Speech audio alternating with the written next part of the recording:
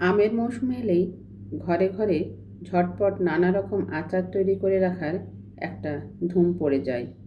আমার তো আমের আচার ভীষণ পছন্দ, তাই প্রতি বছর এই সময়টার জন্য অধীর আগ্রহে অপেক্ষা করি। আজকে আমি স্কিন সহ আমের আচার তৈরি করছি। এই আমটা কেটে ধুয়ে আমি কয়েক ঘন্টা লবণ পানির মধ্যে ভিজিয়ে রেখেছিলাম।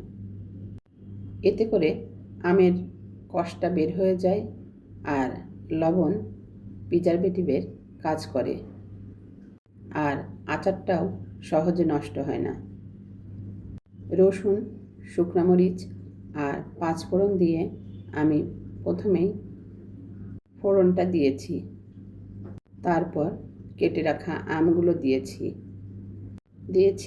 লবণ, হলুদ আর মরিচের গুঁড়া। আমি ধাপে ধাপে চিনি ব্যবহার করছি, আর আমার স্পেশাল মশলাটা দেব একদম শেষ মুহূর্তে। এতে করে আচার শেষ না হওয়া পর্যন্ত একটা স্ট্রং ফ্লেভার থাকবে।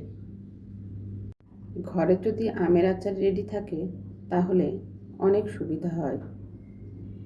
যেমন বৃষ্টির দিনে ধোয়া ওঠা গরম খিচুড়ির সাথে একটু আমের আচার হলে যেন আর কিছুই লাগে না। অনেক সময় মুখে একদম রুচি থাকে না, তখন সামান্য একটু আচার পাতে নিলেই যেন জিভে জল চলে আসে, মুখের রুচি ফিরে পায়, আর সাধারণ খাবারটাও খেতে অসাধারণ লাগে। কথার ফাঁকে আমি ধাপে ধাপে চিনি দিয়েছি। একবারে চিনি দিলে আমটা গলে যাওয়ার সম্ভাবনা থাকে, এজন্য ধাপে ধাপে চিনি দিই।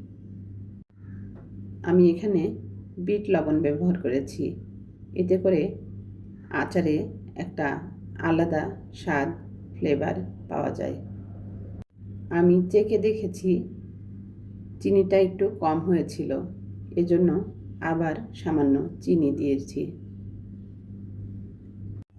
এ পর্যায়ে দিয়েছি হোয়াইট ভিনেগার।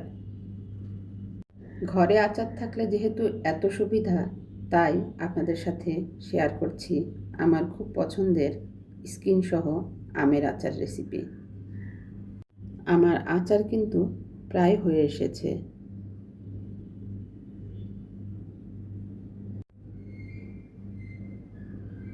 আচার তৈরির এই পুরো প্রক্রিয়াটাই অন্যরকম আনন্দের।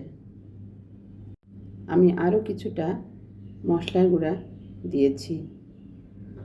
যখন কড়াইতে মশলা আর আম একসাথে কষানো হয় তখন এর মিষ্টি ও ঝাঁঝালো সুগন্ধে সারা ঘর ম ম করে।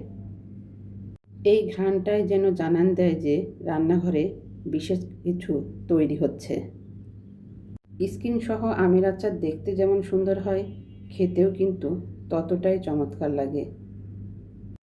কাচের বয়ামে এই আচার ভরে রাখলে অনেক দিন ভালো থাকবে।